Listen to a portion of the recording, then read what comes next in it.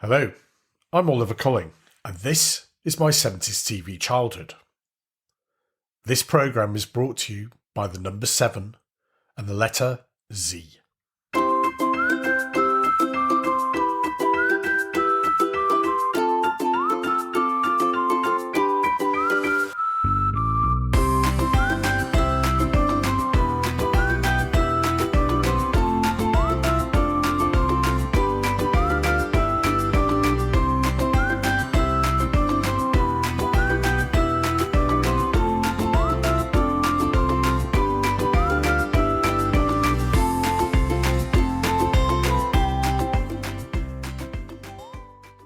Hello, and a very warm welcome back to my 70s TV childhood. If you haven't heard the podcast before, then a very special welcome to you. And if you're a regular listener back for more, thanks so much for all your support. I'm glad you enjoy the podcast. As always, thanks for all your emails, Facebook messages, and comments. Our last episode, Whatever Happened to the Likely Lads, seems to have struck a chord with many of you who remember the show fondly, and I'm delighted to say that it's become the most downloaded of our 50-odd episodes within its first 7 days of release.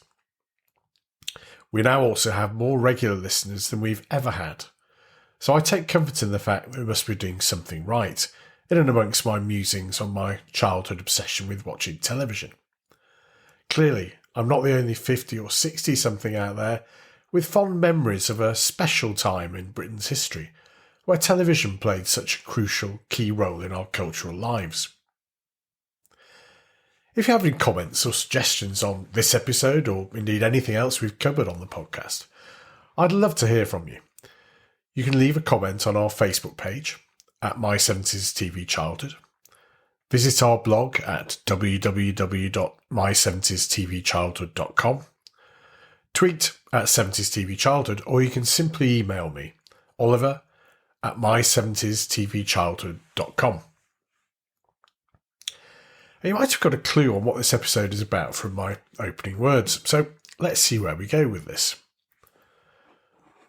When I was a child growing up in an ordinary town in northwest England during the 1970s, I think it's fair to say that my boundaries and life experience were fairly limited.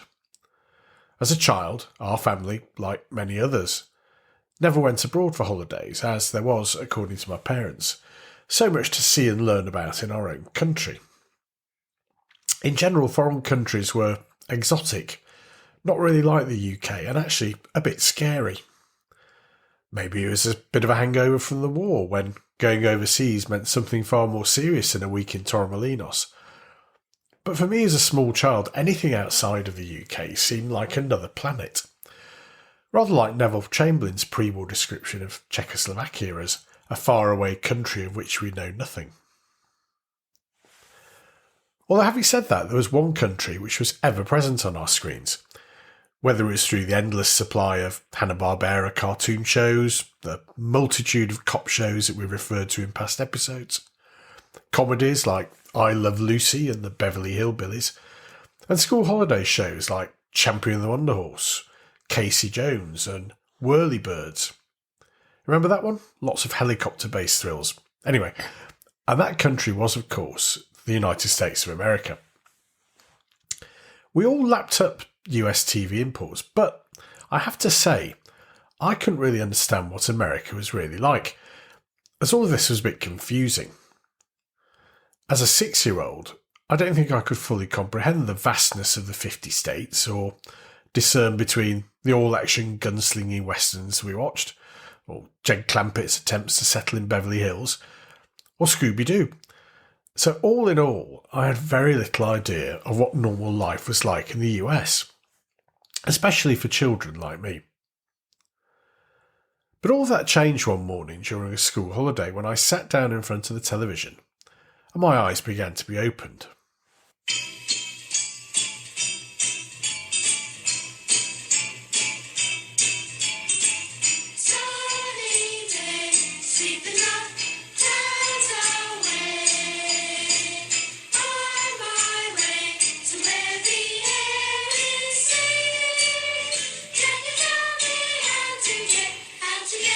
Sesame Street, had to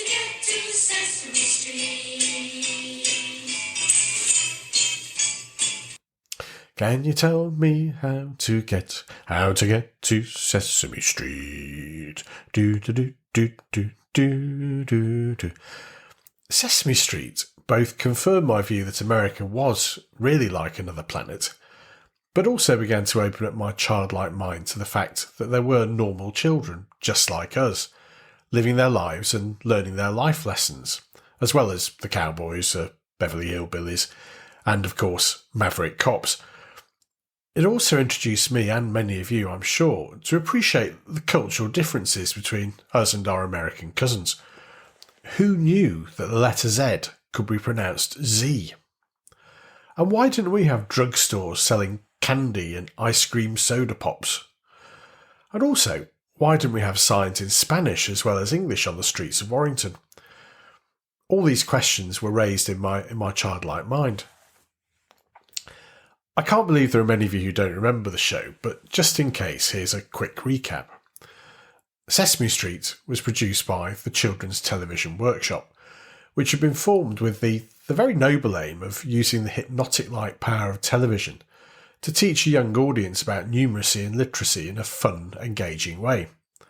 And what a good idea it was, not least because, as well as all the usual stuff about numbers and letters, reading and writing, etc., they used a very powerful tool to convey these messages, and used puppets provided by Jim Henson. These puppets were what transformed Sesame Street from being just another educational show into something really different. They also became one of my 70s absolute TV favourites, especially when they were to later get their own show. I'm talking about the Muppets, of course. In Sesame Street, there was a whole cast of Muppet characters, including some who lived alongside the human inhabitants like Big Bird and Oscar the Grouch. Big Bird was basically a 6, 7 or maybe even 8 foot tall man in a bright yellow bird costume who was at heart a little kid, and a little kid who needed friends and also needed to learn some of the simple lessons of childhood life, like being polite to others and how to recite the alphabet. He lived in a big nest by the side of the street, from memory, and had a sort of large woolly mammoth called Mr. Snuffleupagus as his best friend.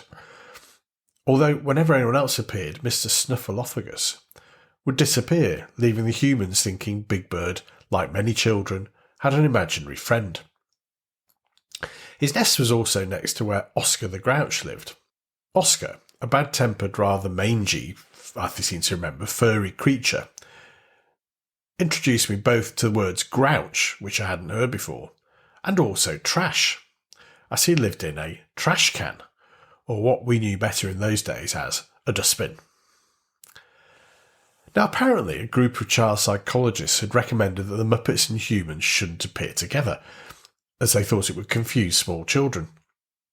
But in test screenings, the programme makers found that the kids absolutely loved the Muppets, but found all the human scenes, well, a bit dull. So the Muppets became instrumental in the show. As well as Big Bird and Oscar, there were lots of characters who appeared in short sequences of their own, often involving reading or counting. There was the Dracula-like Count, who emerged from his coffin to do this.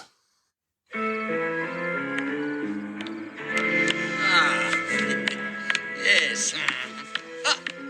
Greetings, it is I, the Count, and it's time to answer that fascinating question, what is the Sesame Street number of the day? Let's count the bats and find out. That's one bat. Two bats. Three fabulous flyers. And there was the Cookie Monster. Cookie. Now there's another word I learned, having always thought there was no real alternative to the plain old English biscuit. And most people love the Cookie Monster, as he did exactly what they were not allowed to do, and he stuffed his face with cookies, making a huge mess. Cookies! The most frequently featured pair of Muppets in Sesame Street was Ernie and Bert, who reminded me a bit of Morecambe and Wise. They were two men who lived together in an apparently platonic relationship in a basement apartment on Sesame Street. And typically, their sketches would involve Ernie doing something a bit silly and Bert trying to be the sensible straight man. They were a very endearing pair, obviously very good friends, and kids loved them. Ernie was just like one of them, impetuous, harebrained, often seemingly hyperactive, whereas Bert was something like an older sibling or a parent, preferring to sit in his chair reading a book to the madcap schemes of Ernie. But then my favourite Muppet on Sesame Street, and probably my favourite Muppet of all time, began by making regular appearances as a roving TV news reporter in Sesame Street. We take you now to Kermit the Frog at the scene of another fast-breaking news story. Hi-oh, this is Kermit the Frog speaking to you from the scene of the accident, where Mr. Humpty Dumpty has just fallen off of his wall. And to recapitulate that story, you may remember that Humpty Dumpty sat on a wall, and Humpty Dumpty had a great fall. And all of the king's horses and all of the king's men, and, wait a minute, that's one of the king's cows back there. Pardon me, cow, I believe it's just supposed to be all the king's horses here. Come on, get out, get out, get out! Kermit, voiced by his creator Jim Henson, was the voice of reason, a pretty reasonable sort of guy who was the one who explained things in simple terms to children, or who provided a foil to characters like Grover, another rather indistinct furry animal of some sort. He was thoroughly decent and instantly likeable, and I and lots of other children thought he was great. And so did the powers that be in the entertainment world as, in 1976, he was given the lead role in a new series, which proved to be one of the 70s most popular children's TV shows, and one which was equally enjoyed by many adults. It's the Muppet Show with our very special guest star, Mr. Steve Martin.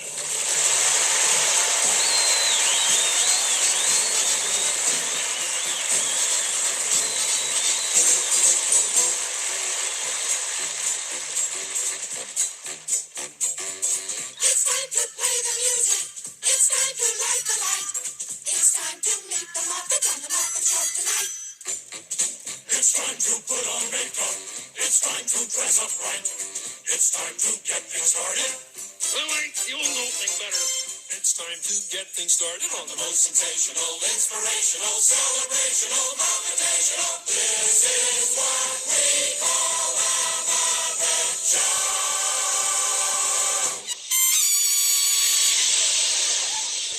The Muppet Show had a slightly strange early life. Jim Henson had made a couple of pilot episodes with the American broadcaster ABC, but the network hadn't taken to the idea of Henson's Muppets working with human celebrities, and so the idea of the show seemed doomed, until Lou Grade, boss of the UK's ATV television station, spotted the potential and developed the show. So we had the strange situation where this archetypally American institution of Jim Henson's Muppets from Sesame Street, they branched out into their own show, which was produced and filmed in England at Lou Grade Studios in Elstree. This meant that what became one of the US's favourite TV shows actually came from Hertfordshire, something most unexpected. I loved The Muppet Show from the first time I saw it.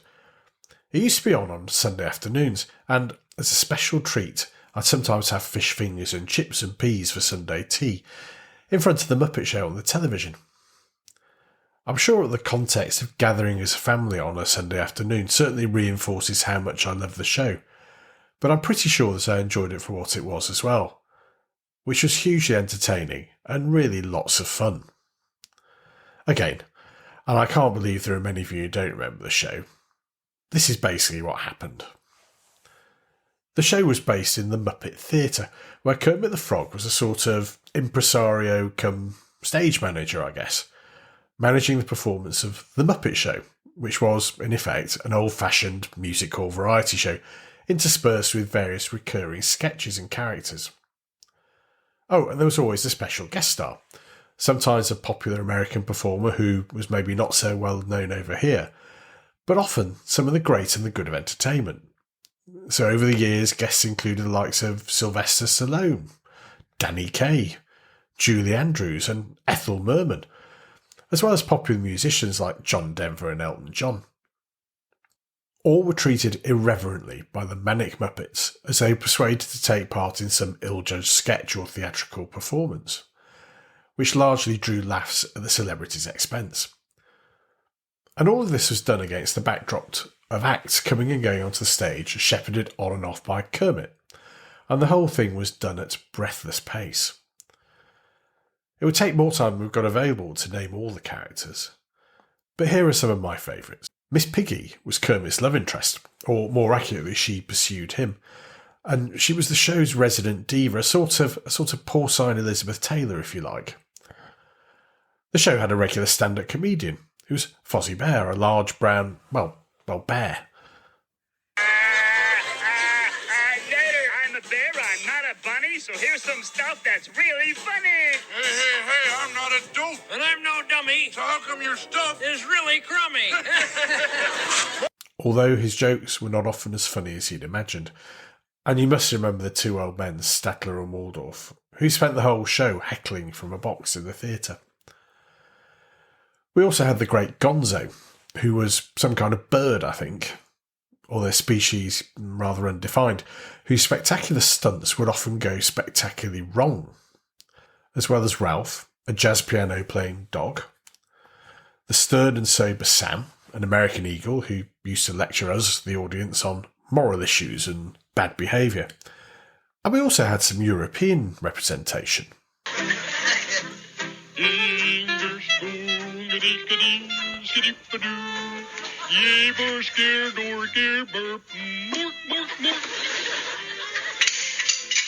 It's very hoor, the bird, the chicky cookie. It's very the bird, the egg du chef. Egg du chef. It's very the bird, it's very the egg.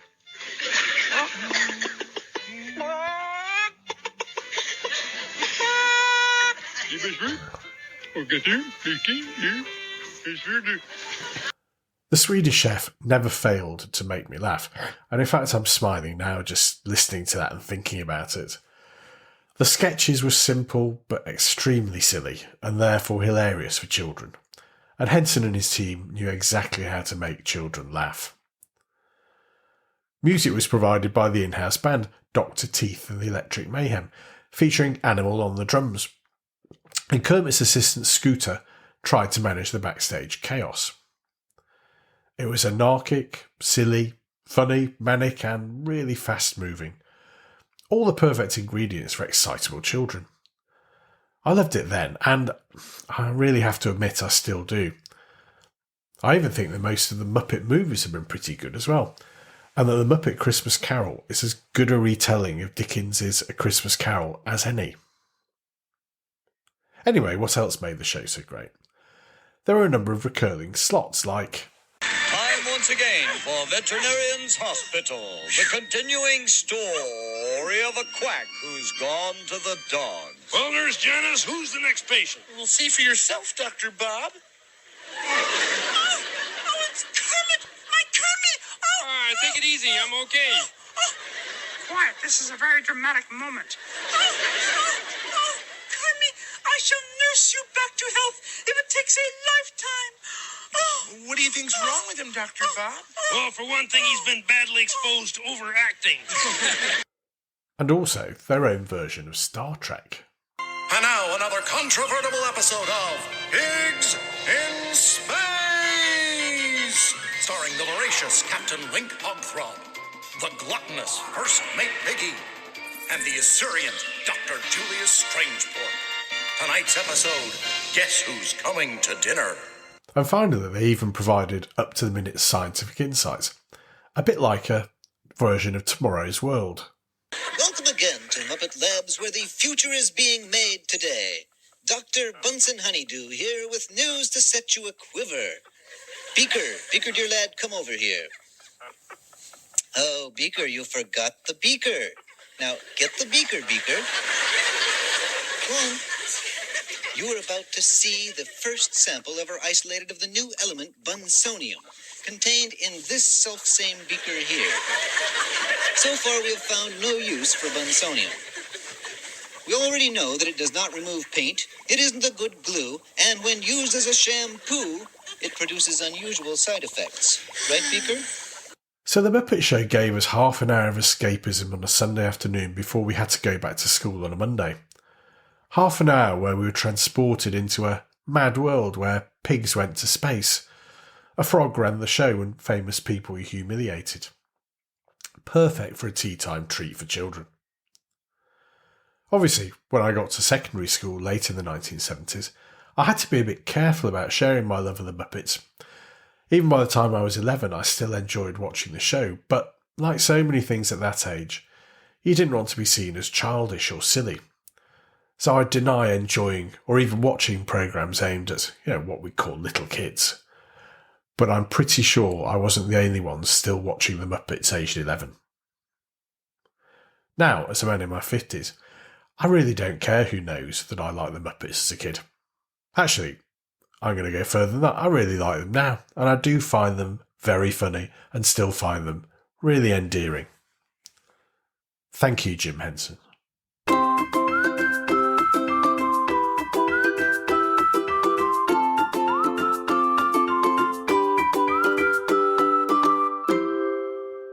Were you a Muppet Show fan, or did you like Sesame Street? Or did you not like them at all? Let us know by leaving a comment on our Facebook page at My 70s TV Childhood, tweeting at 70s TV Childhood, visiting our blog at www.my70stvchildhood.com, or you can just email me, Oliver at my70stvchildhood.com. Well, that's all we've got time for now. But before I go, I just want to remind you that this podcast has been brought to you by the number 7 and the letter Z.